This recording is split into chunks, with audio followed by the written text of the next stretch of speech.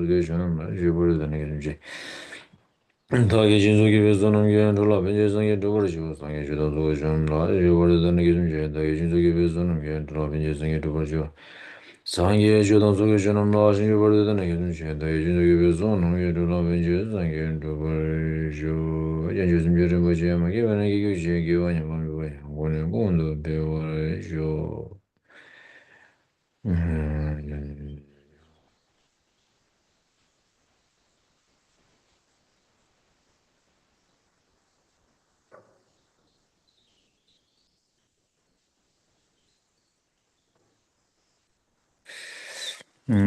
Thank you. All right. Perfect. Um, yeah.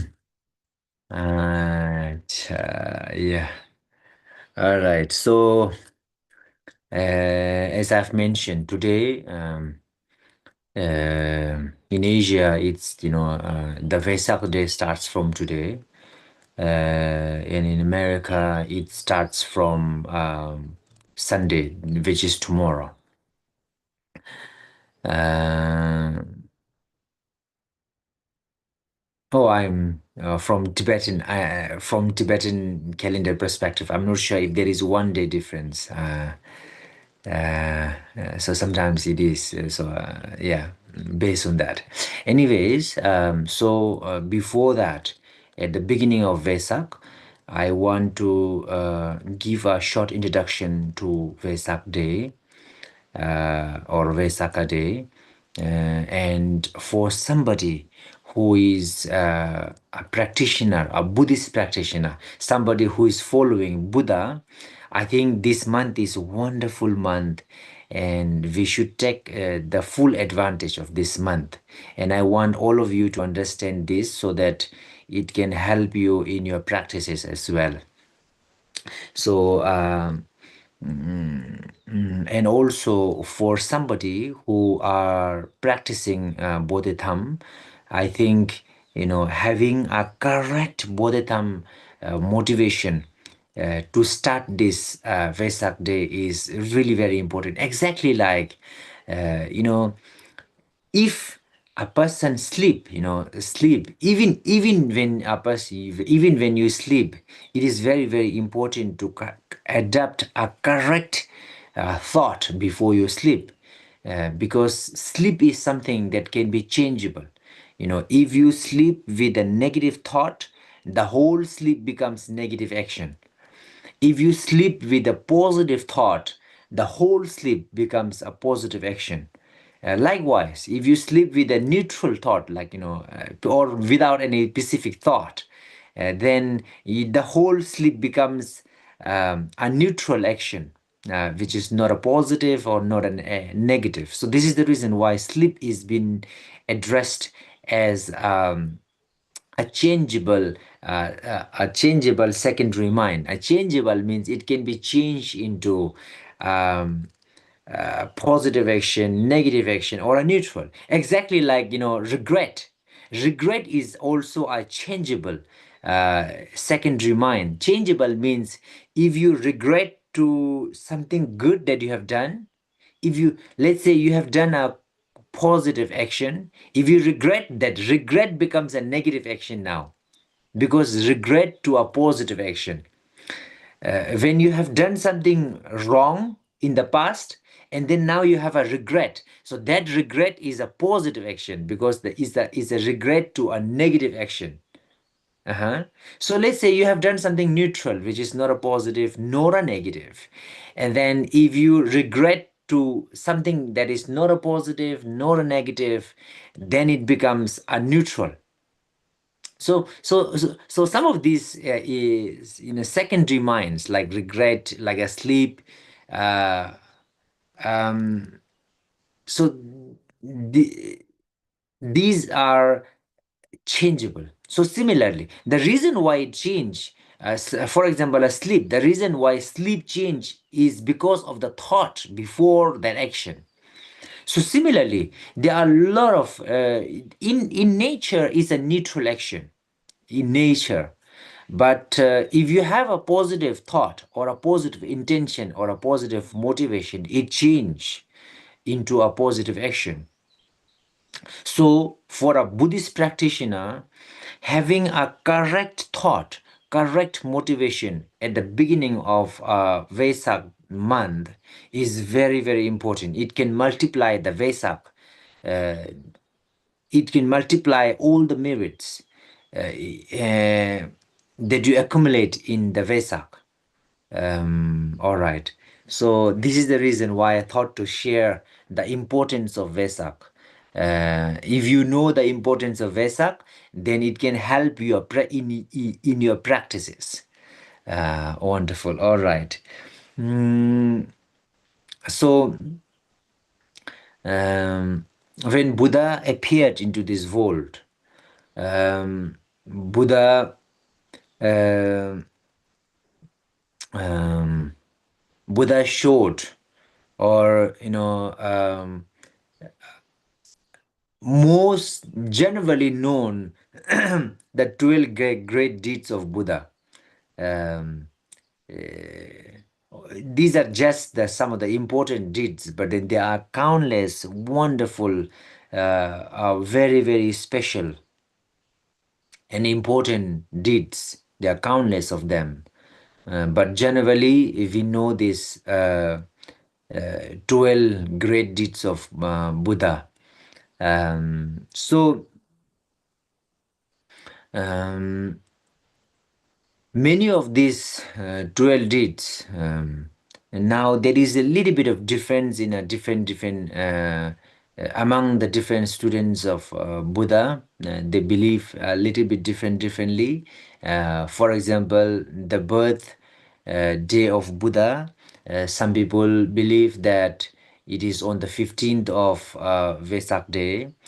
Some believe that it is on the 8th of Vesak day, and then there could be some other who believe a little bit differently, but that doesn't make any difference. The difference is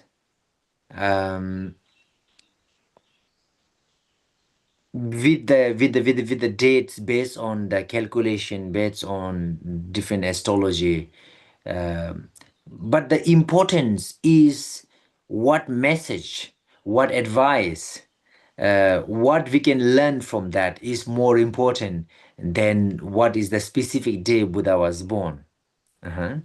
But most importantly, many of these deeds, for example, where the Buddha was born, how when Buddha became a Buddha, and then when Buddha passed away, when Buddha removed all the negative emotions. So these are very, very important. So many of these take place in this month, in this Vesak month. Many of these wonderful deeds take place on this Vesak month. So the question is, why?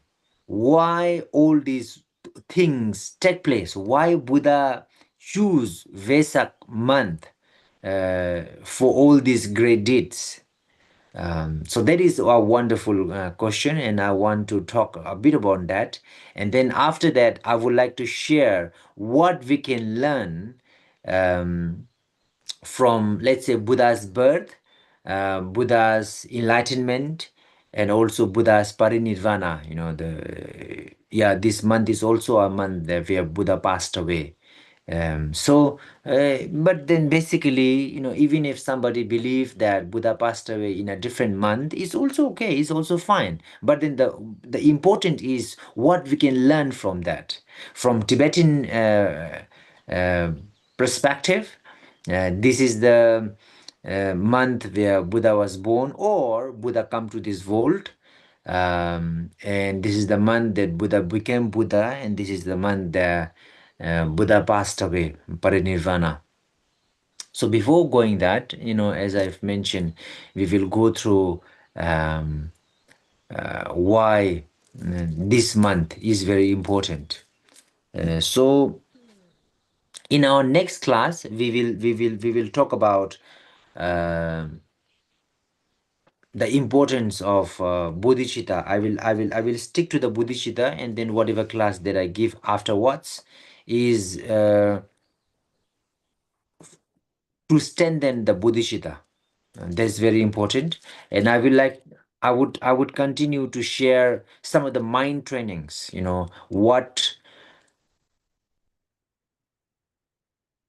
transformation that we need to that we need to work on within our mind, how we can help ourselves transform our mind to handle the situations in our life.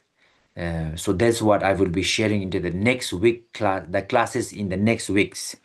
So today we will talk about the importance of Vesak, because it is the Vesak day, and then I think that by sharing some points about Vesak day will be much more beneficial. So this month, um, and then but yes, this month is called Vesak month.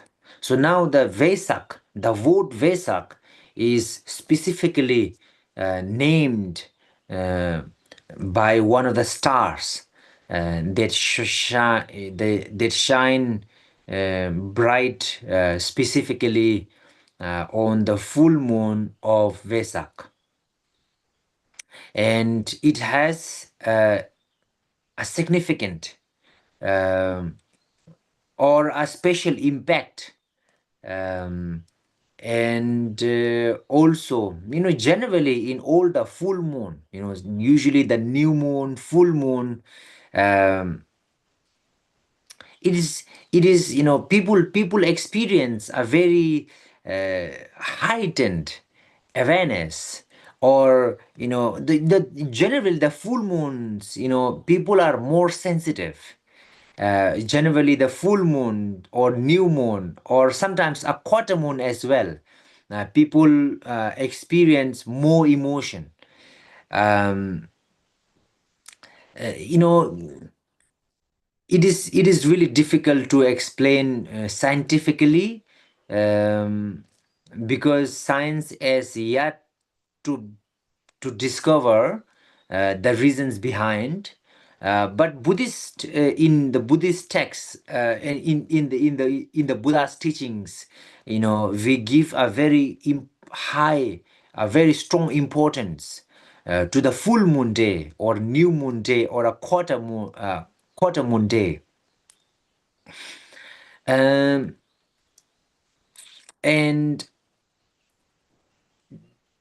but this is fact that people experience much stronger emotion in the new moon or a full moon, which is fact.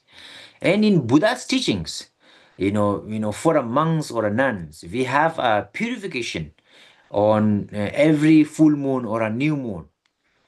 We have, every 15th day, which is a full moon or a new moon, we have this purification day. We purify past karmas and we engage into the practices. We have such special prayers, and then there is a big reason for that. Um, it is difficult to explain from a scientific perspective, only because scientists or science has yet discovered the reasons why. But then there are a lot of changes. There are a lot of things that occur, that take place on the full moon day. For example, if you take an example, um, the tides. If you live around a seashore, if you see that every new moon and a full moon, the tides around the sea are much more higher and stronger. And then from a science perspective, the tides are stronger. They say that it is because um, so the sun, the earth, and the moon, they are more closely aligned on the new moon, for example. So the gravitational pull of, let's say, the moon and the sun work together, and which is why it is more strong. And then when that impact on the ocean, slowly gradually, it the effect of that, we get to see through the higher and stronger tides around the seashore. Now the important part, very, very important part, is especially the new moon, full moon, and the quarter moon. Not only that, but Vesak month also. Um, uh, People, the very reason why Vesak month is very important, and we should take this advantage to cultivate more, to have more merits, to meditate, to practice mindfulness, and to practice love, practice compassion, practice bodhicitta. So these are very, very, very, very much very important on this month, because look, exactly like, if you give a water to somebody who is not thirsty, then it is not much of effective. If you give a water to somebody who is thirsty, then it has more beneficial, it is more effective, it is more of helpful, isn't it? Exactly like the same way, when the emotions are stronger, when when people are more sensitive, when, let's say, we are more emotional, we are more sensitive, we are more delicate in terms of emotion, and that's like we are thirsty. What we need something that balance our emotion. We need something that stable our sensitivity. We need something that that help us to be more calm. I have met somebody in UK, in around 2015, in England. Um, she was a retired uh, police. And then in a conversation, she told me that um, when she was working as a police long back, now she's retired, she said to me that there are more cases of domestic violence on the new moon.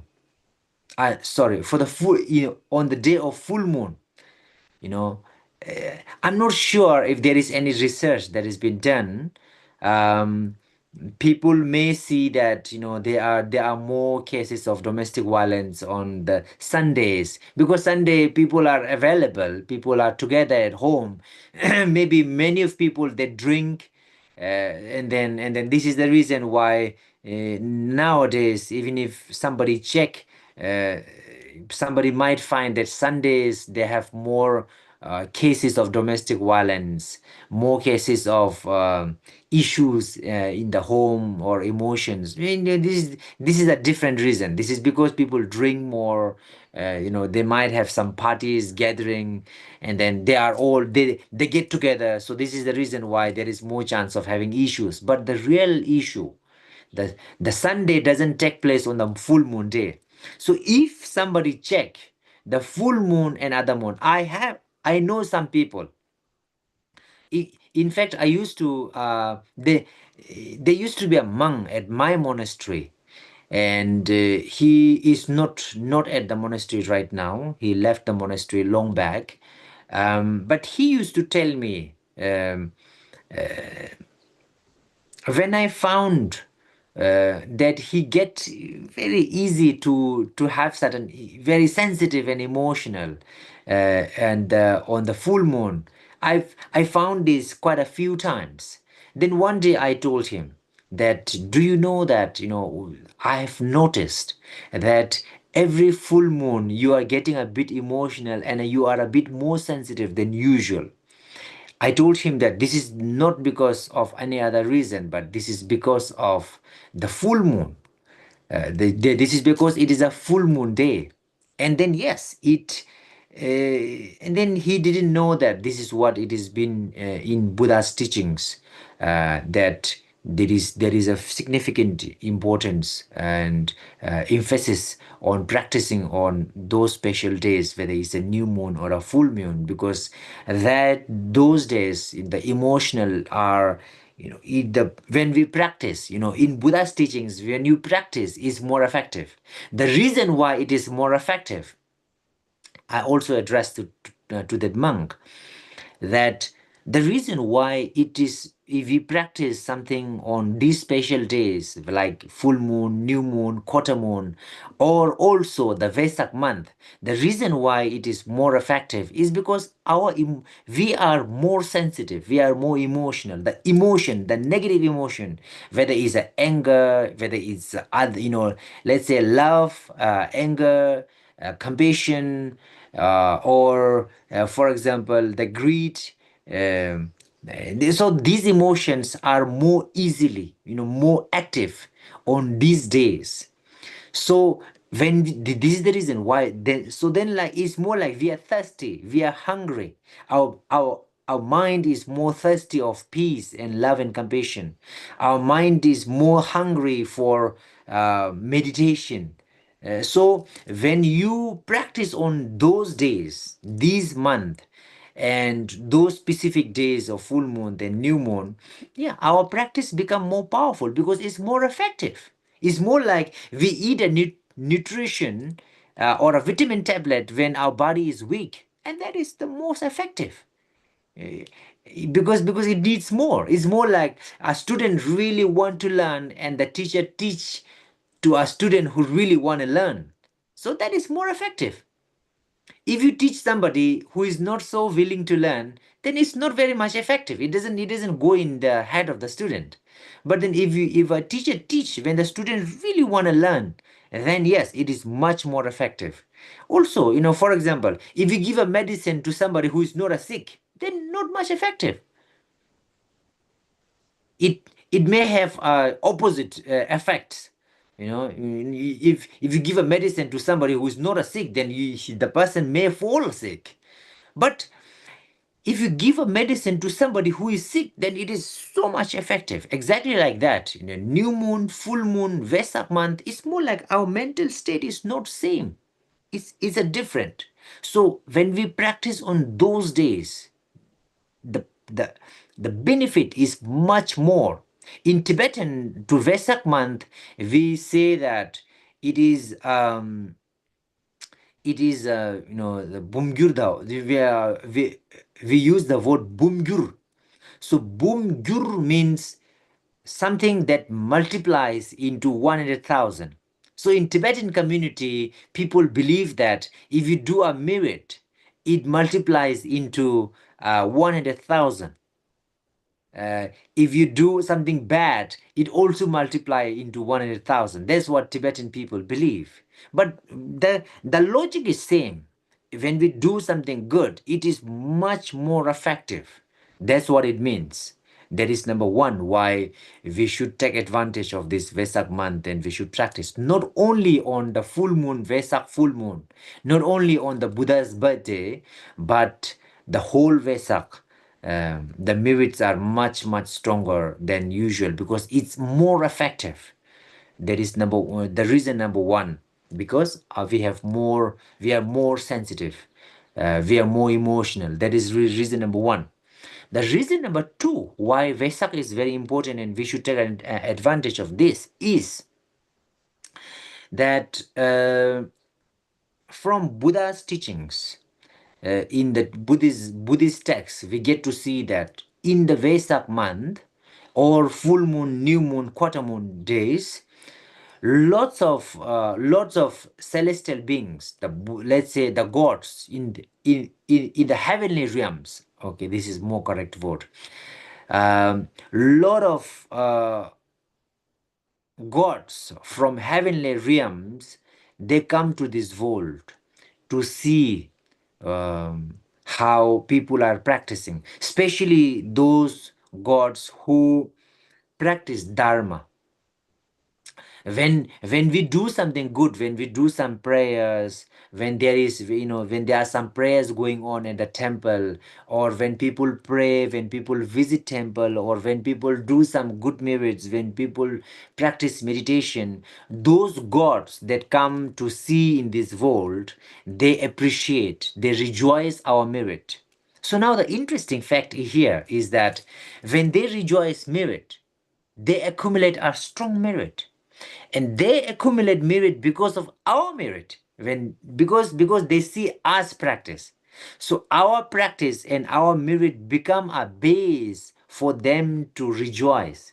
So our merits get multiplied. Our merits it becomes more fruitful, because our merit also become a reason why they make a merit out of rejoicing our merit. Yeah. So this is also one of the reason. But now, um, we don't see the world. We don't see these gods or celestial beings that comes from heaven on the Vesak month, or on the full month, new month, and then there are a lot of things that we don't see from our eyes. We see the things that is that fall into the category of, let's say, 2 dimension or three dimension. But then there are many things that we don't see from our eyes. Simply because it's exactly like the cockroach um cannot see human. They just see two dimension. So when a cockroach look at a person, they might see as if we look at a picture. So they can see something that is in a 3D. So similarly, our eyes cannot see a lot of things. But I have doubt. Now it's difficult to have scientific findings on this, because the scientists cannot check beyond the limit of form. When it cannot be measured, when it cannot be counted, then it's really difficult, and the scientists stuck there. The science stuck there for now. But I think one of the reason why it can be much more um, mm, effective is, the gods, when they come from heavenly realms, their body, they are much larger than us, a huge. Some of the gods in some heavenly realms, there might be many floors, really big. So when they visit this world, when they comes around us, it is also, um, from a gravitational perspective, I think there could be some effects on us. I'm not sure how much of, let's say the gravitational alignments of, the sun, moon, and earth, when they get aligned more closely, then it also affect the sea, the tides. So I don't know how much of effect it has to our body. um so these are something that there might have some reasons behind, because we see that, in the full moon, new moon, a lot of people experience a high, very emotional, or very sensitive. um, these are one of the reasons. As I've mentioned, we're more prone, and we're very more vulnerable to get emotional on the Vesak. That is number one. The gods that come from heavenly realm, they rejoice. So our merits become much more stronger when they rejoice, because our merit become a reason why they rejoice. That's number two. So another reason is that when the seashores, the tides around the sea becomes higher or stronger, then during those days, a lot of insects or creatures are thrown outside, because the tide is higher, and then so that the water comes much out. For it depends on a different places, but when the seashore is a bit flat, then it can comes like 3 4 5 meters away out, or the water comes much more. So the next day the water is not so much out. So when the water is out, it throws out, the water throws out a lots and lots of creatures or insects out of the sea. So for the next 6 7 days, or for the next 13 14 15 days, the water is not really high, so a lot of insects die, around the seashore, all around the world. That is number one. Because the tides are higher, it throw a lot of insects out, and the next day the insect cannot go back to the sea, so insect die outside. One reason. And the second reason is when a lot of people face emotional, they are very much sensitive in emotion, and then people do a lot of negative action. People get emotional, and then easy to get angry, easy to get cranky, and then so forth. And then, so this is the reason why on the full moon day, usually there are more of a suffering that take place. And then there are more negative actions, and more sufferings and pain, and a lot of insects, then they die. When people are in pain because they are very much emotional, they get anger and so forth, cranky and so forth. So that time, when we practice, on those days, especially for a bodhicitta, bodhitam practitioner, or a compassion practitioner, or practitioner of love and kindness, for the benefit of others, it is more effective. Because it's more like, let's say our one of our family member is sick, so then we pray for them when they are sick. It's more like when they need. So then our merits are much more effective. Exactly the same way, more and more sentient beings on the full moon day, new moon day, quarter moon day, and similarly on special days, more sentient beings are suffering. So when we pray, our prayers become much more effective. So exactly the same way, Vesak month, we have these reasons as well. The God's visit to this world. So when we do some merits, our merits are acknowledged and rejoiced. So our merits become much more stronger. Number one, people are more vulnerable with the emotions, more sensitive, more cranky, and so forth. So this is the reason why, when we practice, we are also sensitive and so forth, emotional and so forth. So when we practice, it hits our emotion, it hits our, let's say, anger and imbalance state of our mind. So this is the reason why when we practice, it is helpful. Third reason, when we practice, others are suffering. There are a lot of other beings who are suffering. So when we practice for the sake of others, it is more effective. So this is also the reason why Vesak month is very, very much important, and we should take this. The we should take this as an opportunity to practice, and then so that our practice are much more effective, on the Vesak month. So this is one of these are three reasons which I usually give to people, why it is very much important to practice on a Vesak, and why we should take the opportunity uh, to practice on the Vesak month. So now this Vesak month, a lot of wonderful things take place. For example, Buddha's birth take place on this Vesak, and then it was not like us. The incident, we are born on a specific day that we don't choose to born there. We are born because of a lot of other factors and our karma and so forth. But Buddha's birth was intentionally, is more like a plant. Buddha used to be a Tushita heaven before Buddha came to this world. So Buddha decided to come on this month.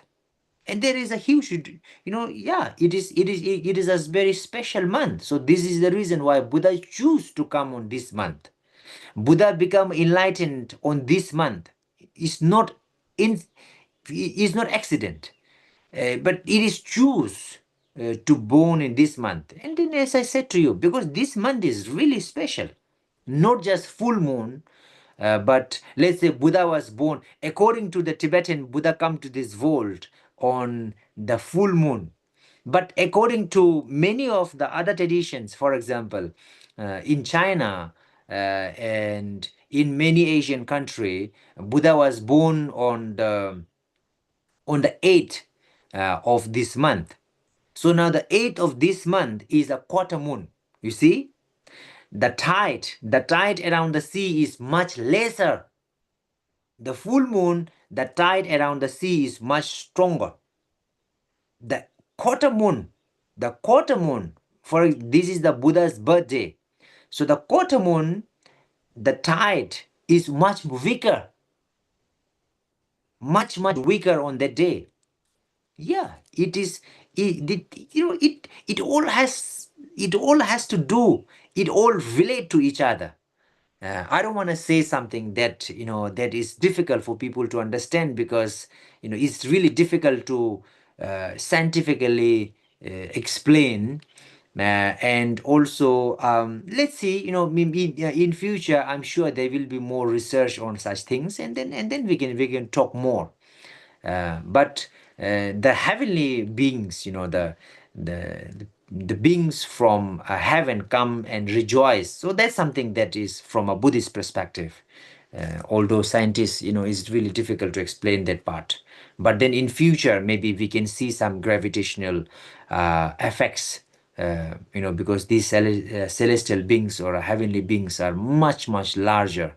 So let's see if we can see something in the waves. Let's see in the future the science explains something like from that perspective, in that field, on that area. I mean, yes. So anyways, so Buddha's birthday take place intentionally on this month, on the weaker, the most weakest. That is the day, the most weakest tides around the seashore. That's a reason behind. Um, is also a day.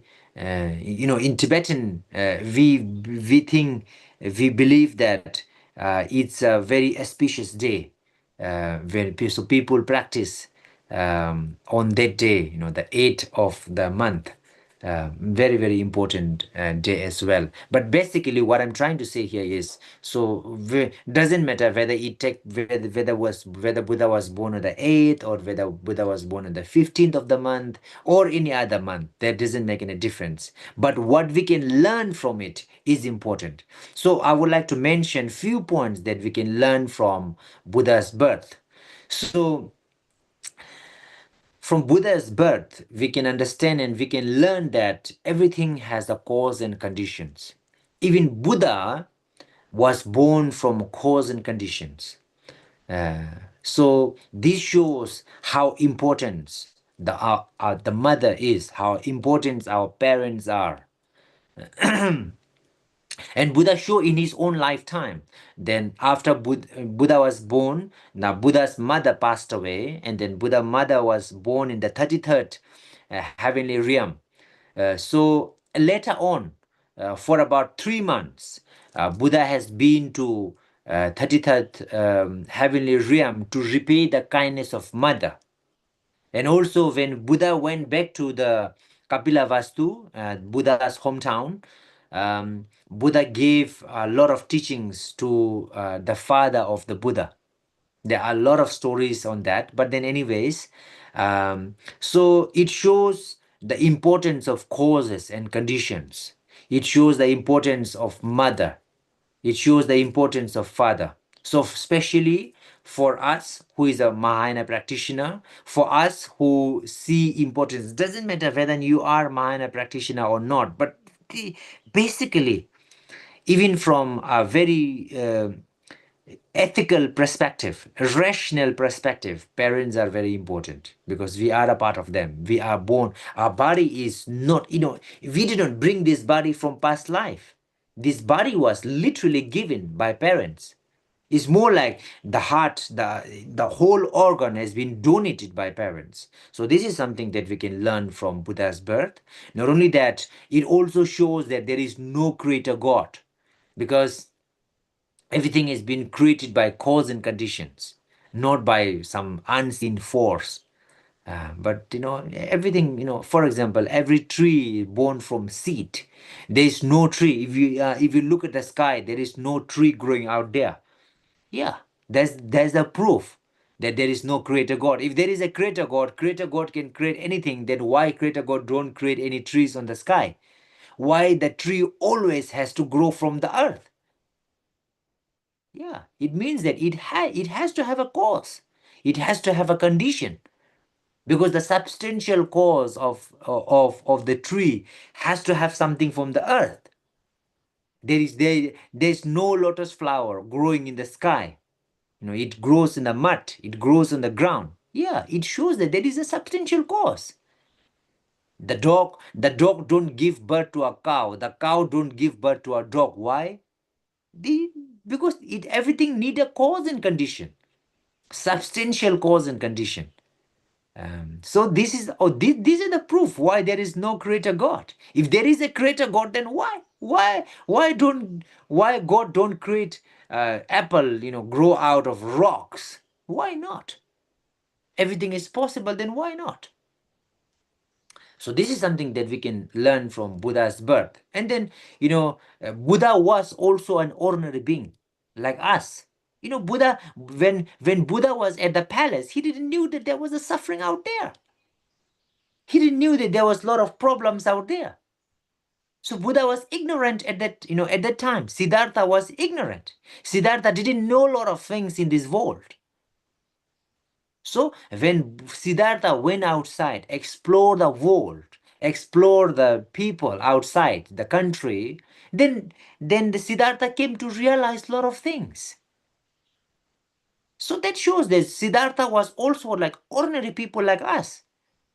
Siddhartha was also, Siddhartha also have ignorant of a lot of things. Siddhartha also has a lot of confusion. Siddhartha was not very, uh, knowledge of a lot of things.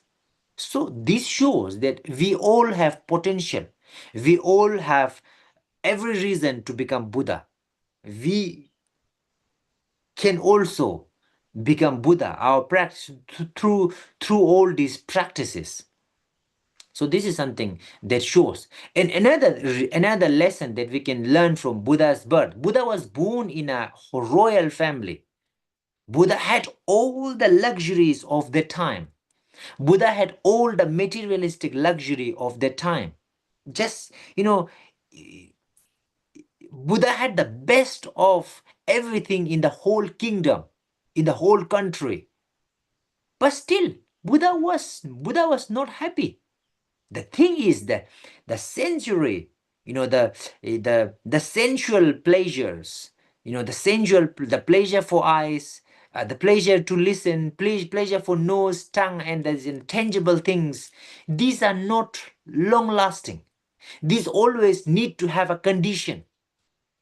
For example, if you really like the music, the song and the music, if you are so attached to the music, then no, this is not permanent. This is not reliable.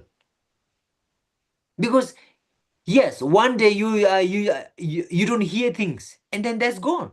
Because if you are relying on the sensual pleasure, for example, the music, then yes, it has to be a condition.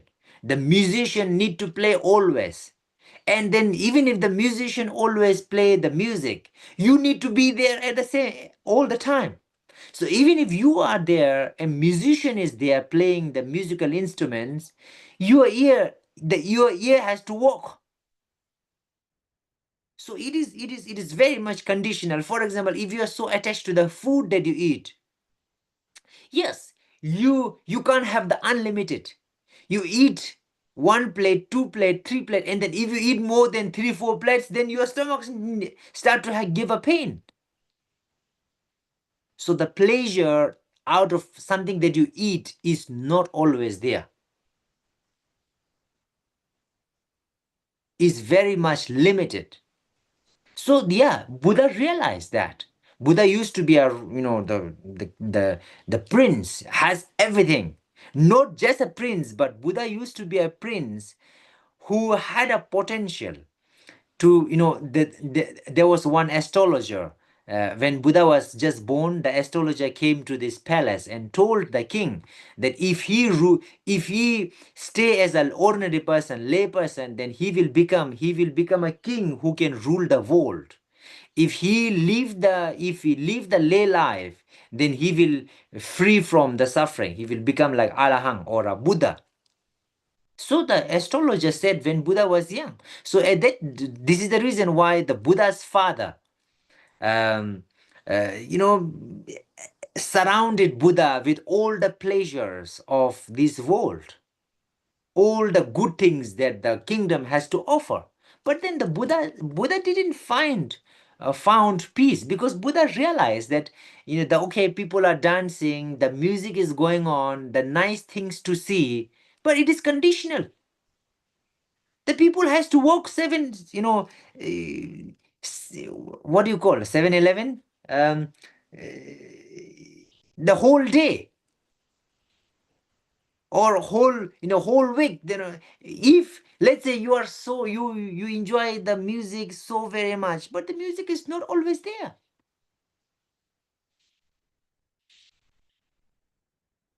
You Everything that you enjoy from the sensual perspective, the five sense, not stable.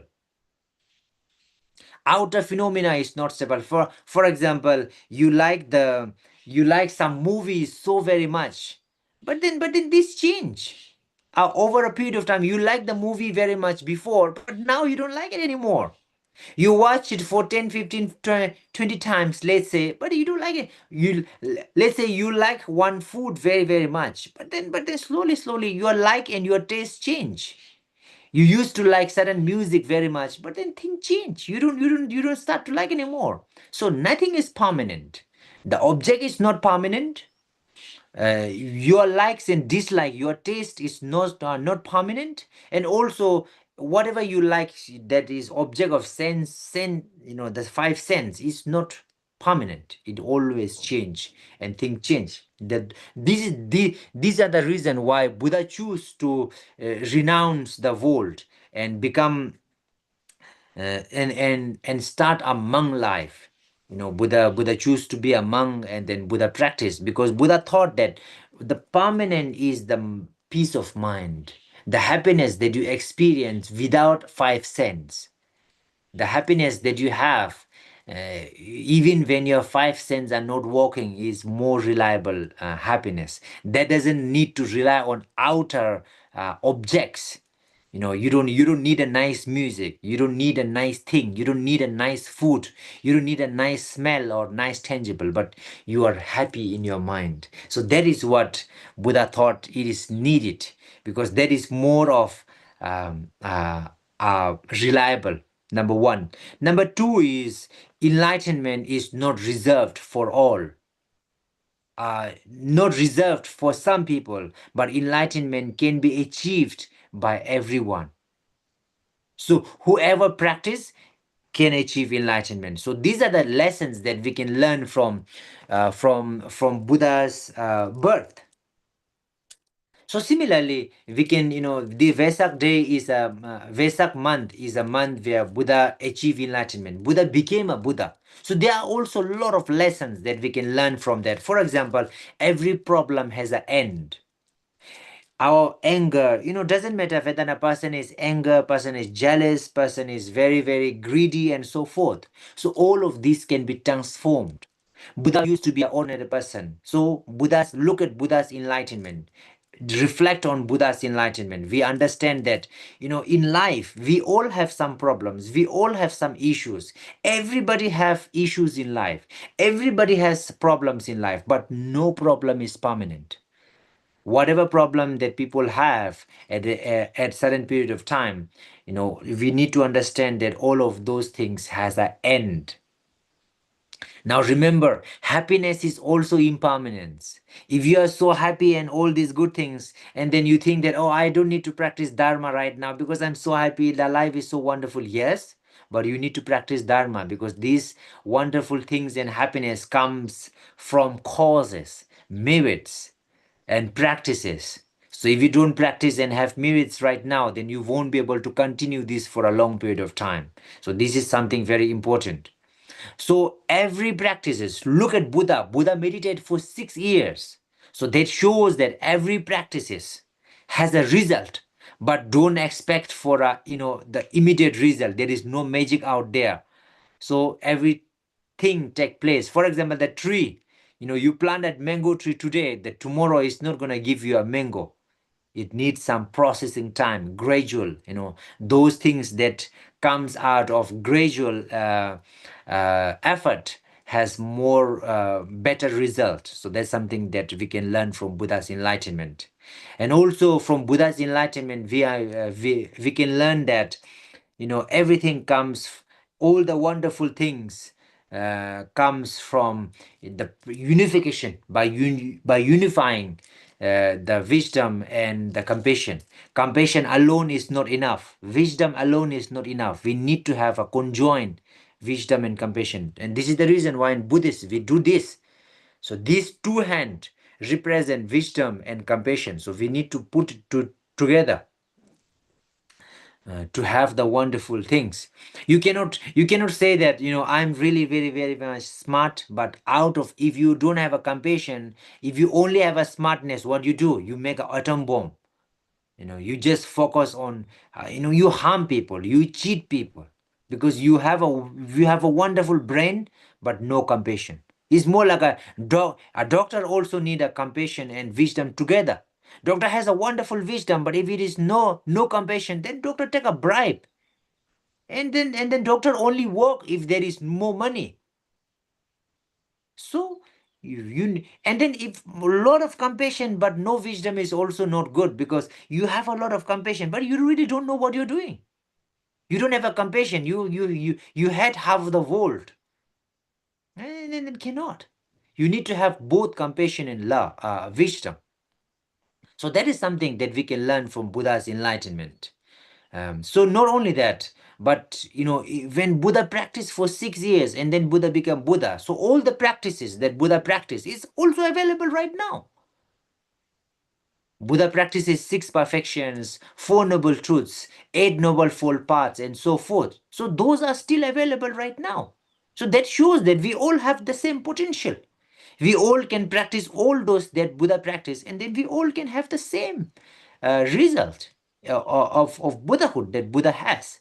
And then we also need to understand that from Buddha's enlightenment, that freedom is not something that can be given by some divine power or some authorities. Look at the Buddha. His enlightenment was not given by some divine power. There is nothing like that. His enlightenment was not a gift of somebody. His enlightenment is his effort, his own karma, his own practices of 6 months, 6 years. So we also need to understand that our result. We don't pray to the Buddha, and we don't pray to them, then we expect that everything comes from the Buddha. No. We need to practice. We need to put effort by ourselves as well. So, and then after Buddha became Buddha, the first teaching was Four Noble Truths. The Four Noble Truths shows how we come to this world of samsara, how we can free from samsara as well. Buddha's enlightenment took place at the age of 35. Buddha started to meditate when he was 29. And then from 29 to 35, he takes 6 years to become Buddha. So a lot of people think that, oh, I should have studied when I was young, and then when now I'm old, now I cannot learn things and so forth. Those are just excuse. If a person don't want to learn, then the person don't want to learn. You don't give an excuse to the age. Buddha has learned. Buddha has realized. Buddha has learned everything from ignorant to the enlightened Buddha. From 20, it was from the age 25 to the age of 35. A lot of people may say that the brain doesn't grow after 18 or after 20 or blah blah blah and blah, but this is not really final achievement. I mean, this is not really. There are a lot of transformation. There are a lot of growth take place in the brain and in the mind, regardless of the age. You might be 80, 90 years old, but remember, you can still learn and practice and achieve a lot of realizations. So the age don't have any thing to do with the transformation, the change of mind, the transformation or habituation. You can improve anything. You might be holding a lot of anger, grudge, envy, greedy, and so forth. But trust me, um, the Buddha's enlightenment is a wonderful advice through which we can understand that we can transform any age. There are a lot of Buddha's disciple who become disciple of Buddha in 80s, in 90s. So they achieve a lot of wonderful things. Even if they have achieved, even if they become Buddha at a very late or in terms of age. And then I would like to conclude by what we can learn from Buddha passed away. For example, impermanence. Don't think that I'm wonderful, I'm healthy, and so thing. We really don't know how much we live, how long we live, and so forth. Right now, we are healthy, we have time, we can practice. So in a country like America, when you have to walk every day, when your schedule is very very difficult, Mahayana practice, Mahayana teachings of Buddha is perfect for you. And then for especially the practice of bodhisattva, practice of compassion, these are more effective. These are something that you can practice anytime. These are something that you can practice along the way. You don't need a specific time. You don't need to go to a temple and spend hours and hours. You can just visit a temple once in a while, but you can practice it when you're driving. You can practice it when you're walking. Just correct your mind, just transform in your mind. The body and the speech follows whatever the mind thinks. So focus on what your mind think. Transform the mind. That is something which is very important. And then that the fuel is the impermanence. Think about impermanence again and again, because we don't know how much of time we have, and we don't know how the conditions going to be in the future. We don't know when the death is going to take place. So when we have time, when we have all the good conditions, we should uh, um, immediately understand and grab the opportunity to practice as soon as possible. So it also shows to not to attach with the worldly things, impermanence. Even Buddha passed away. We also have the end. We should not live like we're going to live forever. We should live like this might be our last day as well. So everything that we do, we don't do for our own fame, or to get our, to become a famous. And then to us, me and me and me is what give more pain than any happiness, really. If having more things, if having more materialistic phenomena, if that is the real happiness, then why Siddhartha has to leave the palace? Nobody live in a palace right now. uh, it's very very, like there are few, but then there's no power. There's only like few kingdoms left in this world. But beside that, um, what we can learn from Buddha is materialistic thing is not the ultimate. And those people who live in palace, those, you look at the history, look at the kings and queens, are they the happiest person? I don't think so. Look, there are a lot of historical evidence that shows that they were really really unhappy. They were really chasing for the whole life, and then lot of pain and worries and sufferings. Sometimes more suffering in the palace than the ordinary people. Those shows that materialistic things are not reliable. Physical, tangible things, not reliable. Object of sense, what you can see, what you can smell, what you can taste, what you can hear, not reliable. Try to achieve the peace within in your mind. And as I mentioned, bodhitam, practice that. Bodhitam cannot see, cannot hear, cannot smell, and cannot taste. If you have bodhitam, that is the real source of happiness. Even if you are 95 years old, even if you are paralyzed, even if you are in a coma, bodhitam is going to walk. Bodhitam is going to give you peace. Bodhitam is going to give you hope. Bodhitam will be a source of happiness. You will be happier than ever. So we should live as if as if we have, this might be the last day as well. So I should not cling to the materialistic things. I should not cling to the power and positions. What I need to focus is the practice, because everything is impermanent. That's something that we can learn from Buddha's parinirvana. And then in this life we should focus more on meaningful things, um, and because um, because otherwise we will be controlled by the untamed mind. We will be controlled by our own greed. We should not let ourselves controlled by greed, and so forth. So among all the practices, I would recommend Bodhitam, um, with 6 causes of Bodhitam. If you have that, then you are a happier person. The family is happy, the community is happy. And then you yourself, if you lose, you are happy. If you gain, you are happy. If you have difficult time, those difficult times will not affect you much if you have Bodhitam. Yeah. So we all pray to Kwantheam. So yes, what make Kwantheam Kwantheam? What is the difference between us and Kwantheam? It's the Bodhitam. If we have a Bodhitam, then we are a Pusa. Botat, we are Botat. So then we don't have to worry about the world sufferings in the world. Then doesn't matter whether you are in a Pure Land, whether you are in here.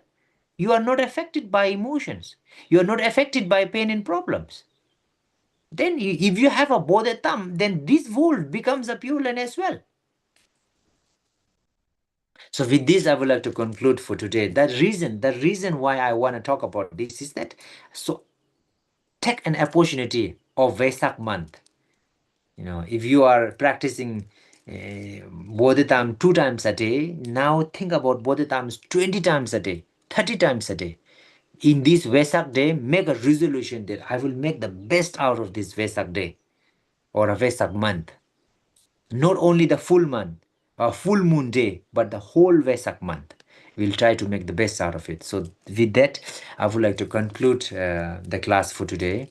Very, very happy. And I think for me, it's very meaningful to have this time to share some part of Dharma to all of you. So I apologize that last 2 weeks I was not able to have the class because um, one I had to join one prayer and I couldn't give the information before, so my apologies. And the second one I thought to skip, and then today is beginning of a Vesak, so what could be a better thought? And then I thought of sharing some important points related to Bodhitam, and some of this mind training that I will that I thought that I will go through the next class. So today, since the Vesak month is coming, we should be well prepared. We should make the best out of this month. Every merit that you do, the meaning of merit is not making offerings. Don't mistake it with that. Merit means any positive action that give happiness is a merit. Oh yeah, eating a healthy food is also merit. I'm not talking the healthy, ethical and healthy food. For example, I don't know beside avocado. So avocado is something healthy to eat and is good for the body as well. So that is also a merit, because you want that your body survive, you want that your body remain healthy so that you can practice bodhisattva and benefit other sentient beings. If you think that, then even eating avocado is a merit. And if you do some prayer is a merit. If you do some meditation is a merit. If you practice bodhisattva is the highest form of merit. Yes, of course. If you feed people who need a food, is a merit. If you give a medicine to those who need medicine, is a merit. You visit temples, is a merit. You can do any charity. You can help people in need. You can help somebody to learn something. And then all the 10 virtues are wonderful example of merit. So This month, take the best out of it, use it, take this opportunity, and then help ourselves to transform ourselves with the mind of Bodhisattva, and then try to achieve wonderful things out of that. And then before we die, let's make sure that we have a very strong Bodhisattva. And then if you have Bodhisattva, even if you want to born in this world, is possible. Just small wish will be enough. Um, if you have a bodhitam, then you cannot fall into any negative realm. There is no way that you can go to hell or any other negative realm. Bodhitam is the best of the conditions to have the best of the rebirth. If you want to be born in pure land, there's no other cause than bodhitam. And bodhitam is one of the must-have causes. But then, if you look at the sutra, I'm not talking about some books written by some monks. I'm talking about sutras by Buddha himself. Look at the sutras that talks about how to achieve rebirth in a pure land or any sort of pure land. Bodhisattva is one of the must have condition. Without that, one is not eligible. There is no way that one can be born in pure land. No. So bodhisattva, practice of bodhisattva is so very important. And then again, the whole reason why there is a Namo at the mantra of Aidafa is because, yes, to help ourselves of the Bodhisattva. May I achieve the qualities of you. It's more like may I become like you, Aidafa, as I've mentioned before. So may I become like you, may I become Buddha is a Bodhitam. Bodhitam, Bodhi is a Buddha, Tam is a mind. Bodhitam is, or a Bodhicitta. Chitta is the same mind, like a Tam. Bodhi is like a Bodhi, same. So it's like a Buddha mind. If you think that may everyone become Buddha, there is not Bodhitam. Bodhitam is may I, you take responsibilities. May I become Buddha. Why? Because I want to benefit all the sentient beings. So that's the motivation. But the real Bodhisattva is may I become Buddha. And then why? Because I want to help all the sentient beings. Why? Because I want to remove I want to give happiness to all the sentient beings. Why? Because all the sentient beings are kind to us. Why? Because all the sentient being has been our mother and they have been really kind. I need to repay the kindness. I want them to be happy. I want them to be free from suffering. And may I be able to remove the suffering of all the sentient beings. And for that reason, may I become Buddha is the only way. Generally, one of the, let's say, very, very most effective way to have Bodhisattva. All right. So with this, I would like to conclude for today. Um, then with a short prayer, I would conclude. And then thank you very much for having this time, you sparing this wonderful time of yours, weekend time into the practice of Dharma. I truly appreciate. And of course, like Christians visit to the church on Sunday. So I think this is wonderful thing that we all are doing as together. Wonderful step towards the teachings of Buddha, towards the merits and towards positivities, and learn all these things. I truly appreciate that part. All right, so the dedication, so whatever merits that we have accumulated, may we have the best of the health so that we can help others. May we have the best of the conditions so that we can help others. We can help Dharma to sustain more.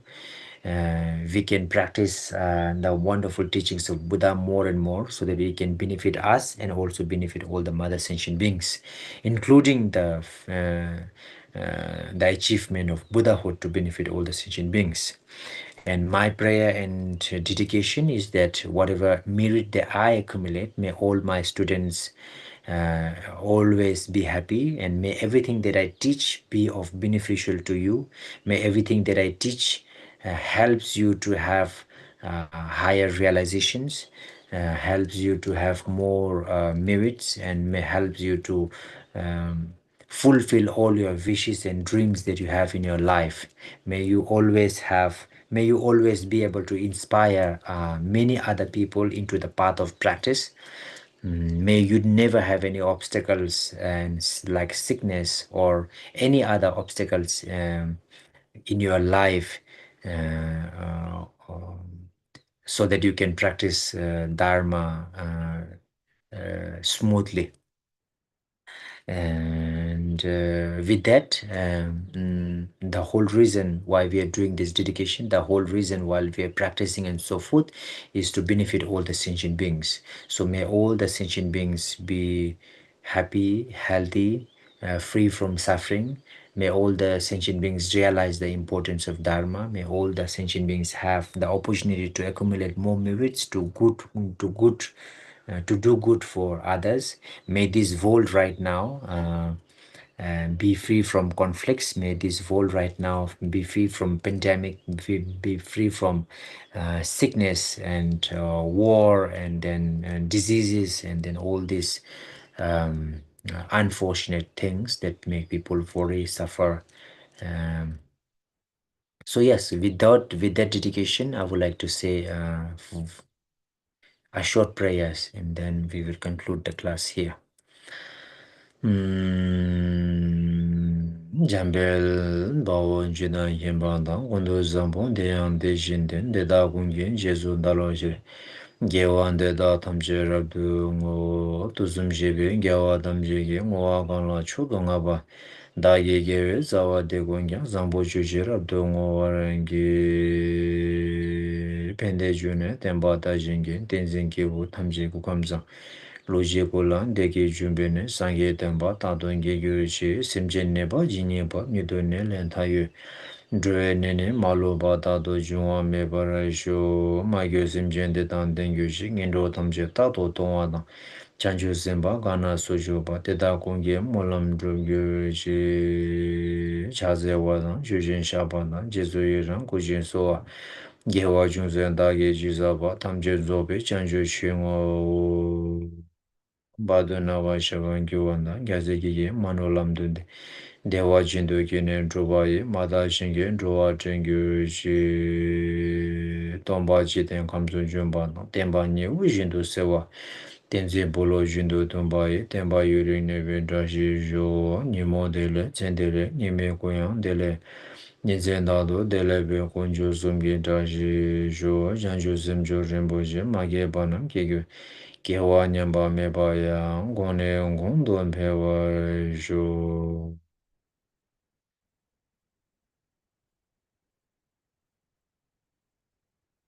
All right, thank you. Thank you very much. It's wonderful to have this class, and I wish you all a wonderful beginning of a Vesak day, and then please make the best use of it.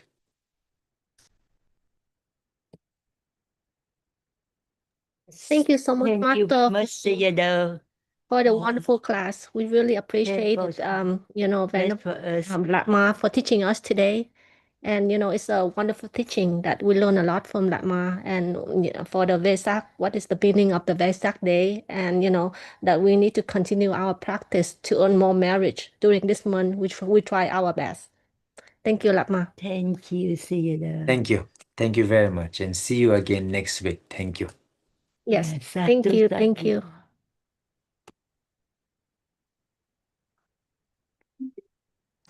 Thank you, Lama. Thank you. Thank you. Happy to see you again. Tiếp theo là phần thông dịch bài pháp thoại của Lạc Ma sang tiếng Việt ạ. Nếu mà các vị nào cần được thông dịch thì xin ở lại ạ.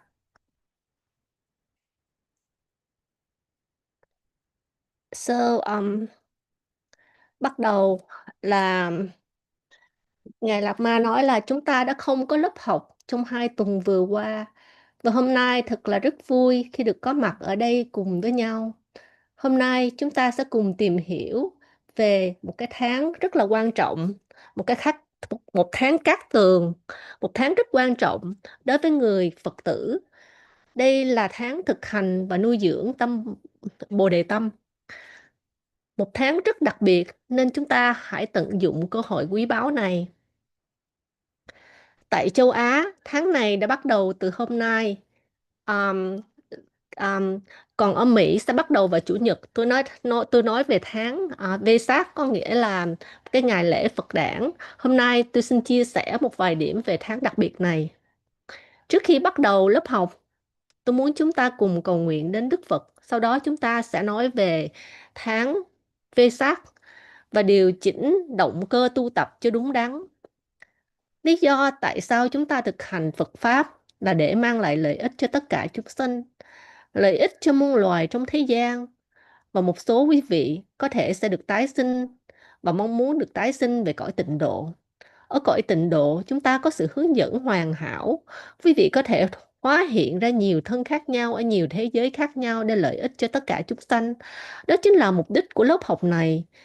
Khi tôi đọc lời cầu nguyện này, tôi mong quý vị khởi lên động cơ rộng lớn vì tất cả chúng sinh, đồng thời nuôi dưỡng lòng tôn kính đối với Đức Phật, Tăng đoàn và Giáo Pháp. Được rồi, hôm nay, tại châu Á, tháng Vesak bắt đầu từ hôm nay, còn tại Mỹ sẽ bắt đầu vào ngày Chủ nhật, tức là ngày mai. Theo lịch Tây Tạng, đây là sự khởi đầu của tháng Vesak. Tôi muốn giới thiệu ngắn gọn về ngày Vesak. Chúng ta nên tận dụng trọn vẹn tháng đặc biệt này để hỗ trợ cho sự tu tập của mình. Điều quan trọng là phải có động cơ đúng đắn của Bồ Đề Tâm ngay từ đầu của tháng Vesak này. Ngay cả trước khi đi ngủ, chúng ta cũng nên có một ý nghĩ đúng đắn.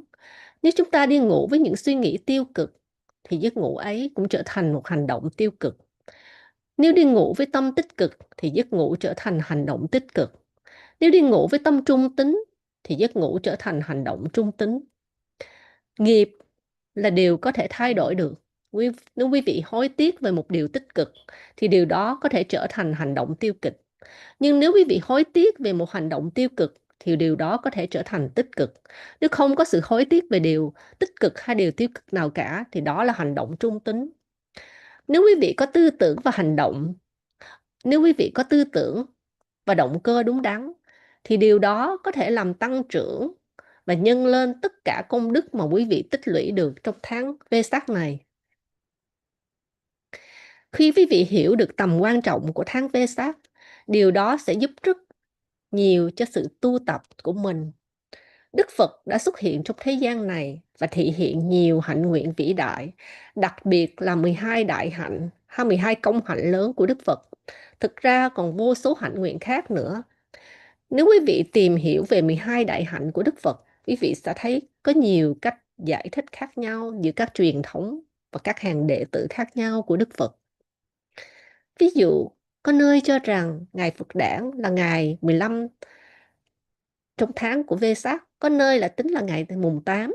Sự khác biệt này đến từ cách tính lịch và phương pháp chiêm tinh khác nhau. Điều quan trọng là chúng ta học được gì từ những ngày này. Quan trọng hơn nữa là tìm hiểu làm thế nào Đức Phật trở thành một vị Phật, khi nào Ngài nhập Niết Bàn và khi nào Ngài hoàn toàn vượt qua mọi chướng ngại và phiền não. Tất cả những sự kiện quan trọng này đều diễn ra trong tháng Vesak. Tại sao Đức Phật lại chọn tháng này cho những sự kiện quan trọng như đản sinh, giác ngộ và nhập Niết Bàn của Ngài? Có người tin rằng Đức Phật nhập Niết Bàn vào một tháng khác, điều đó cũng không sao cả. Điều quan trọng là chúng ta học được điều gì từ những sự kiện ấy. Chúng ta sẽ cùng tìm hiểu vì sao tháng này lại vô cùng quan trọng. Trong lớp học tới, tôi sẽ tập trung vào tâm Bồ Đề, có nghĩa là Bồ Đề Tâm, và tiếp tục phần luyện tâm, hướng dẫn quý vị về cách phần luyện tâm cũng như tìm hiểu những sự chuyển hóa nào chúng ta cần thực hiện để chuyển hóa tâm mình. Đó sẽ là nội dung của lớp học tuần sau. Hôm nay, chúng ta nói về tầm quan trọng của tháng Vesak. Việc chia sẻ một vài điểm về Vesak sẽ mang lại rất nhiều lợi ích. Tháng này là tháng Vesak. Từ Vesak là tên của ngày trăng tròn trong tháng Vesak. Ngày này mang ý nghĩa rất đặc biệt và có ảnh hưởng rất sâu sắc. Thực ra không chỉ riêng ngày trăng tròn mà cả ngày trăng non và ngày bán nguyệt cũng có tác động đặc biệt đến con người. Nhiều người cảm nhận rằng vào ngày trăng tròn, trăng non hay bán nguyệt, tâm thức và cảm xúc của họ mạnh hơn, sự nhận biết cũng tăng cao hơn. Điều này rất khó giải thích hoàn toàn bằng khoa học. Như từ lâu chúng ta vẫn xem trọng những ngày trăng tròn, trăng non và bán nguyệt, vì cảm xúc trong những ngày này thường mãnh liệt hơn. Đó là lý do tại sao trong truyền thống Phật giáo, chúng ta thường thực hành sám hối và thanh tịnh hóa nghiệp vào những ngày trăng tròn hay trăng non. Việc thanh tịnh nghiệp quá khứ không dễ giải thích theo góc nhìn khoa học, nhưng rõ ràng có nhiều điều đặc biệt xảy ra vào những thời điểm này. Nếu quý vị sống gần biển, quý vị sẽ thấy thủy triều mạnh hơn vào ngày trăng tròn hay trăng non. Đó là vì mặt trời, trái đất và mặt trăng nằm gần như thẳng hàng vào những ngày ấy, tạo ảnh hưởng lớn lên đại dương. Vì vậy chúng ta thấy thủy triều dâng mạnh hơn ở các vùng ven biển. Tương tự như vậy, trong những ngày trăng tròn, trăng non và bán nguyệt, và đặc biệt là trong tháng Vesak, chúng ta nên tận dụng cơ hội này để thực hành lòng từ bi, tình thương và chánh niệm. Ví dụ, nếu quý vị cho nước một người không khát thì lợi ích không nhiều, nhưng nếu cho nước một người đang rất khát thì lợi ích sẽ lớn hơn rất nhiều. Cũng vậy, trong những thời điểm tâm thức và cảm xúc mạnh hơn, chúng ta cần những điều giúp cân bằng cảm xúc, giúp tâm được bình an và tĩnh lặng hơn. Tôi từng gặp một người ở Anh, bà ấy đã nghỉ hưu trước đây làm cảnh sát. Bà kể rằng vào những ngày trăng tròn thường có nhiều vụ bạo hành gia đình hơn. Hoặc vào ngày Chủ nhật cũng vậy, vì nhiều người uống rượu ở nhà tụ họp tiệc tùng, nhưng thực ra nguyên nhân không hẳn nằm ở ngày Chủ nhật mà là trạng thái tâm lý và cảm xúc của con người trong những thời điểm đó. Tôi cũng biết một người từng là tu sĩ ở tu viện của tôi, sau này đã rời tu viện từ lâu. Tôi nhận thấy rằng mỗi khi đến ngày trăng tròn, anh ấy trở nên rất nhạy cảm và cảm xúc mạnh hơn bình thường. Tôi từng nói với anh ấy, tôi nhận thấy vào mỗi kỳ trăng tròn anh trở nên nhạy cảm hơn. Nhưng lúc đó anh ấy không biết rằng trong giáo lý nhà Phật có nói việc thực hành vào ngày trăng non và trăng tròn sẽ hiệu quả hơn. Bởi vì vào những ngày ấy cảm xúc của chúng ta mạnh hơn, dù là tình thương, lòng từ bi, hay sự tham lam, giận dữ hay sân hận, tất cả đều hoạt động mạnh hơn. Giống như khi cơ thể đói khát thì thức ăn trở nên cần thiết hơn. Tâm chúng ta vào những ngày này đối thiền và đối tình thương và đối với lòng từ bi. Cũng giống như một học sinh thực sự muốn học thì việc dạy dỗ sẽ hiệu quả hơn, hoặc như khi cho thuốc đúng người đang bệnh, thuốc sẽ có tác dụng rõ rệt hơn là cho người không bệnh. Vì vậy, việc tu tập vào ngày trăng tròn, trăng non và bán nguyện trở nên rất hiệu quả vì cảm xúc của chúng ta cho những ngày đó rất là mạnh. Theo quan điểm của Tây Tạng, người ta tin rằng công đức hay nghiệp lực trong những ngày này có thể được nhân lên rất nhiều. Có nhiều người tính theo là nhân lên gấp hàng trăm ngàn lần. Nếu làm điều thiện thì cái phước báo được nhân lên gấp hàng trăm ngàn lần. Còn nếu làm điều tiêu cực thì nghiệp xấu cũng tăng mạnh gấp trăm ngàn lần như vậy. Nhưng nếu làm việc thiện, thực hành từ bi và chánh niệm thì công đức cũng trở nên rất lớn và hiệu quả hơn nhiều khi làm trong những ngày này. Có vài lý do giải thích điều này. Điều thứ nhất, con người trở nên nhạy cảm và cảm xúc mạnh hơn vào ngày trăng tròn, trăng non và bán nguyệt và trong ngày tháng Vesak. Thứ hai, theo giáo lý Phật giáo, vào những ngày trăng tròn, trăng non và bán nguyệt, các chư thiên ở các cõi trời sẽ đến thế giới này để quan sát cách con người tu tập và nghe học giáo pháp. Và họ hoan hỷ với công đức của chúng ta, và chính sự hoan hỷ đó làm cho công đức của chúng ta tăng trưởng mạnh hơn. Chúng ta không thể nhìn thấy chư thiên bằng mắt thường. Có rất nhiều thứ chúng ta không thể thấy được. Đôi mắt con người chỉ thấy được trong giới hạn của không gian ba chiều. Ví dụ như con ếch không thể hiểu hay nhìn thấy toàn bộ thế giới của con người. Tương tự, mắt người cũng không thể thấy được rất nhiều dạng tồn tại khác. Khoa học hiện nay cũng vẫn còn giới hạn trong việc khám phá bản chất của hình tướng và thực tại. Có thể còn nhiều điều vượt ngoài khả năng đo lường hiện tại của khoa học. Người ta tin rằng chư thiên từ các cõi trời đến với thân tướng rộng lớn và năng lượng rất mạnh. Có thể sự căn chỉnh giữa mặt trời, mặt trăng và trái đất cùng với những năng lượng này tạo ảnh hưởng nào đó lên thân và tâm của chúng ta. Tôi không biết chính xác ảnh hưởng đó lớn đến mức nào, nhưng có thể có những nguyên nhân sâu xa phía sau điều này. Một lý do khác là những ngày ấy, nhiều chúng sanh đau khổ hơn, người ta dễ nóng giận, cáu gắt và bất an hơn.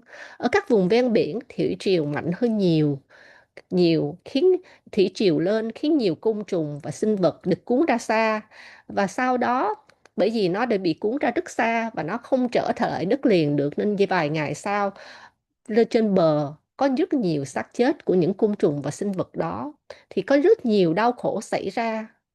Vì vậy, khi chúng ta thực hành lòng từ bi, bồ đề tâm và lòng bi mẫn trong những thời điểm đó, sự thực hành ấy trở nên rất ý nghĩa và hiệu quả. Khi đó, rất nhiều chúng sanh đang đau khổ và cần sự giúp đỡ, thì việc cầu nguyện và hồi hướng công đức của chúng ta cũng trở nên mạnh mẽ hơn.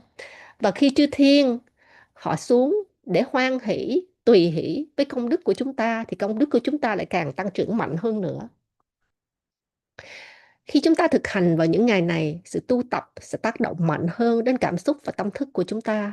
Đồng thời là lúc có rất nhiều chúng sanh đang đau khổ hơn, nên việc thực hành lòng từ bi và bồ đề tâm trở nên ý nghĩa và hiệu quả hơn rất nhiều. Đó là lý do mà cái tháng Vesak rất quan trọng. Chúng ta nên tận dụng cơ hội đặc biệt này để tu tập. Vì trong tháng Vesak, sự thực hành của chúng ta sẽ có năng lượng mạnh mẽ hơn. Rất nhiều sự kiện quan trọng liên quan đến chư Phật đã diễn ra trong tháng Vesak.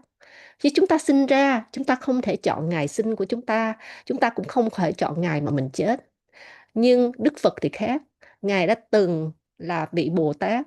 Sự thị hiện của Đức Phật không phải là ngẫu nhiên, đó là một sự lựa chọn có chủ đích. Đức Phật quyết định thị hiện vào tháng này, Ngài cũng thành đạo trong tháng này. Điều đó không phải tình cờ mà là sự lựa chọn đầy ý nghĩa.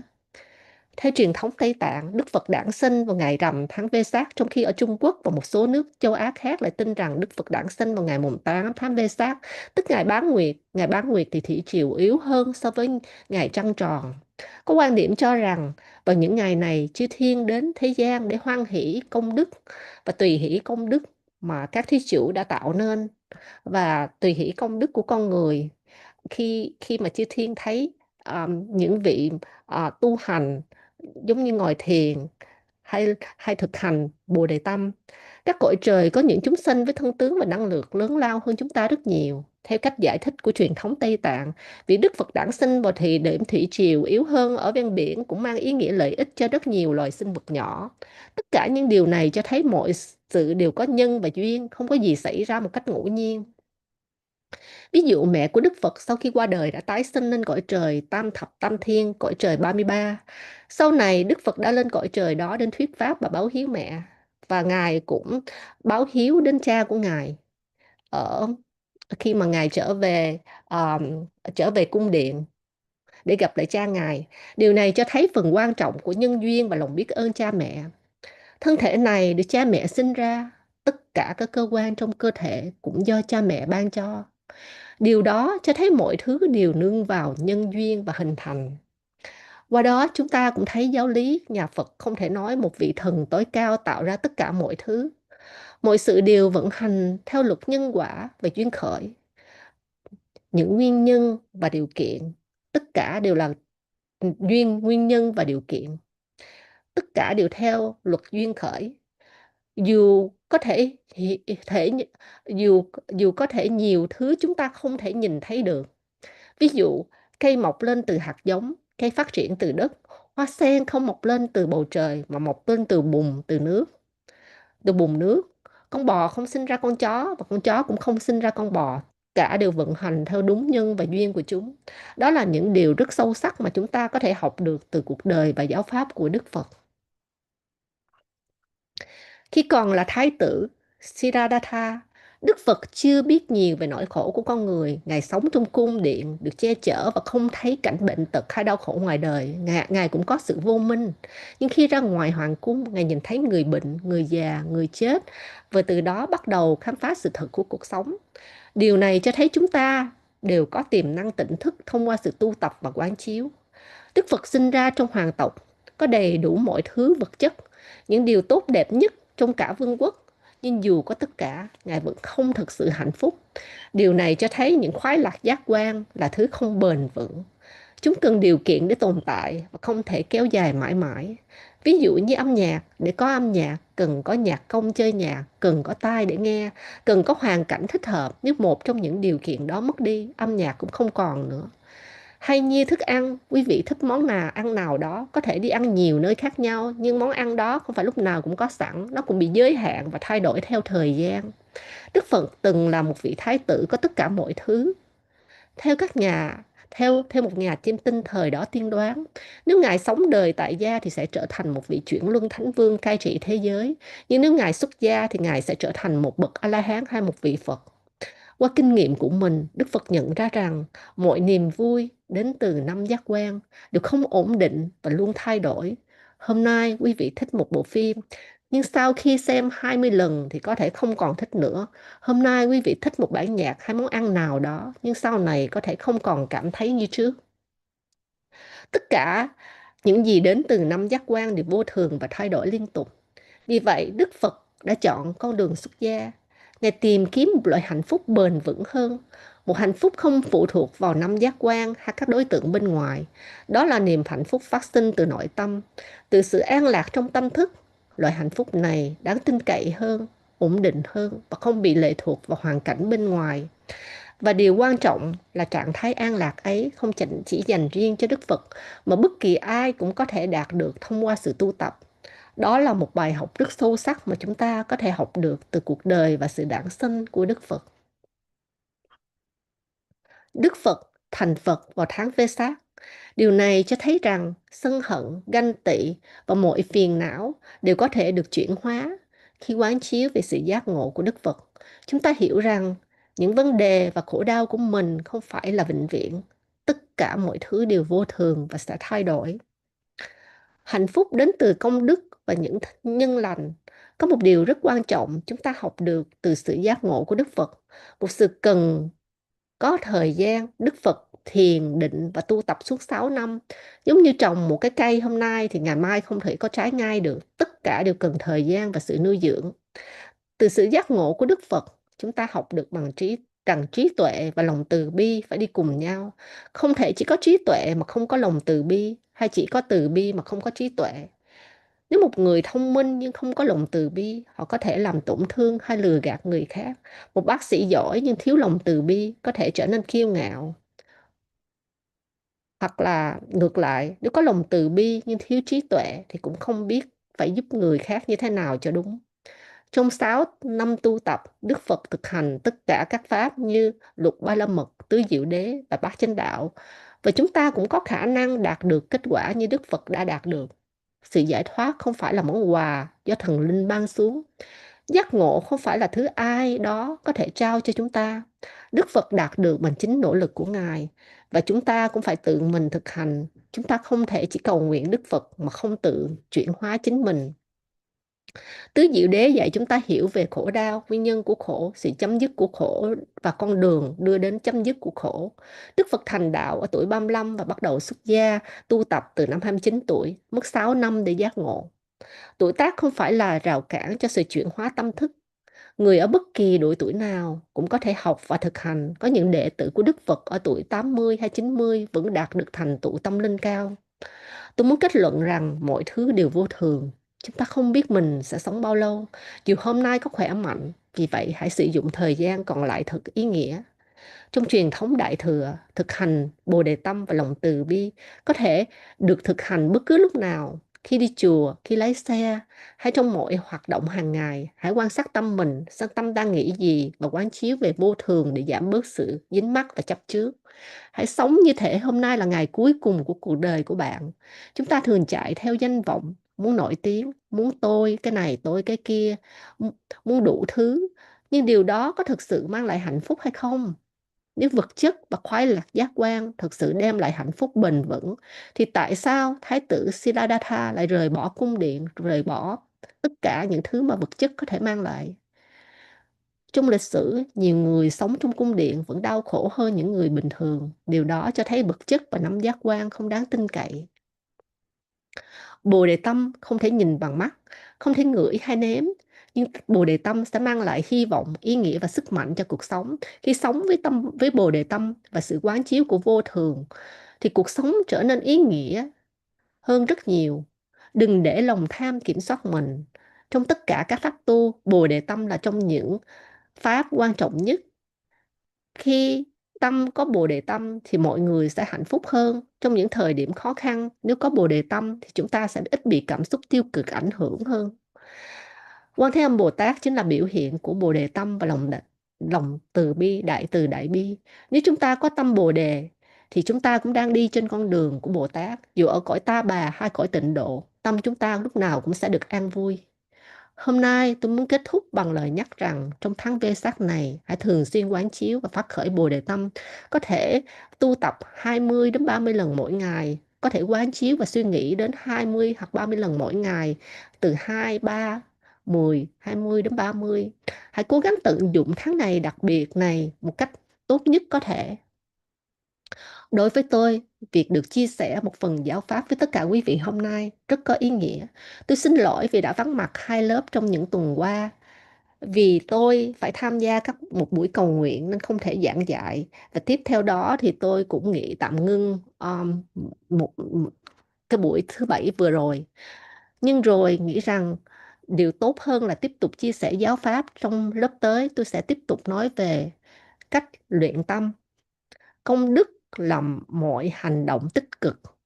Công đức là gì? Công đức là bạn có một cái hành động tích cực. Ví dụ như ăn uống lành mạnh cũng là một cái công đức, vì giúp thân thể khỏe mạnh để tiếp tục tu tập. Ví dụ như ăn bơ tốt cho cơ thể để có sức khỏe tu học, đó cũng là một công đức, phước đức. Cầu nguyện cũng là một cái phước đức. Ngài nói là phước đức là một cái hành động tích cực, giống như là ăn uống lành mạnh cũng là một cái cũng là một cái phước đức, vì giúp thân thể khỏe mạnh để tiếp tục tu tập. Ví dụ như bạn được ăn bơ thì bạn nghĩ là khi ăn bơ tốt cho sức khỏe, để có được sức khỏe tốt để tu tập, thì đó cũng là một cái phước đức. Cầu nguyện cũng là một cái phước đức. Nhưng hình thức phước đức cao nhất là khởi bồ đề tâm, cho người khác thức ăn là phước đức, làm từ thiện, đi chùa thực hành 10 thiện nghiệp, tất cả cũng là phước đức. Hãy tận dụng cơ hội này để chuyển hóa chính mình trước khi qua đời. Hãy cố gắng phát khởi bồ đề tâm mạnh mẽ. Nếu bạn có bồ đề tâm, bạn sẽ không bao giờ rơi vào những cảnh khổ đau như địa ngục. Bạn muốn vãng sanh về cõi tịnh độ thì bồ đề tâm là điều rất quan trọng. Trong các kinh dạy về muốn vãng sinh về tịnh độ, muốn tái sinh về cõi tịnh độ thì bồ đề tâm không thể thiếu. Nếu bạn không có tâm bồ đề, không có bồ đề tâm thì khó đạt được sự vãng sanh ấy. Như câu Nam Mô A Di Đà Phật, chỉ Nam Mô có nghĩa là nguyện cho con đạt được những phẩm chất giác ngộ như Phật A Di Đà, thì nguyện cho tâm con có thể trở nên, nguyện cho con có những phẩm hạnh giống như là phẩm hạnh của Đức Phật A Di Đà. Nguyện cho tâm của con cũng trở nên giống như tâm của Đức Phật. Nguyện cho con thành Phật để có thể giúp đỡ cho tất cả chúng sanh. Tất cả chúng sanh đều từng là cha mẹ của chúng ta trong vô lượng đời. Và chúng ta muốn báo đáp ân nghĩa ấy thì chúng ta muốn tất cả chúng sanh được hạnh phúc và thoát khỏi mọi khổ đau.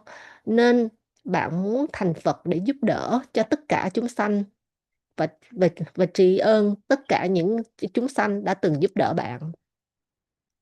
Thì cuối cùng thì Ngài xin là hồi hướng phước đức này đến tất cả và nguyện cho mọi người có được sức khỏe tốt nhất. Nguyện cho tất cả những ai thực hành và chia sẻ Phật Pháp đều được lợi ích cho bản thân và lợi ích cho tất cả chúng sanh. Và nguyện cho tất cả học sinh vào lớp của Ngài hôm nay đều được hạnh phúc. Và nguyện cho những điều Ngài giảng hôm nay có thể giúp quý Phật tử tăng trưởng sự chứng ngộ và thành tựu trên con đường tu tập. Và nguyện cho quý Phật tử không gặp bệnh tật hay chướng ngại để có thể tu tập Phật Pháp một cách thuận lợi. Và nguyện cho tất cả chúng sinh được hạnh phúc, không còn chiến tranh, không còn bệnh tật, dịch bệnh hay tất cả xung đột. Thì tiếp theo đó là Ngài đọc một bài nguyện ngắn và kết thúc lớp học tại đây ạ.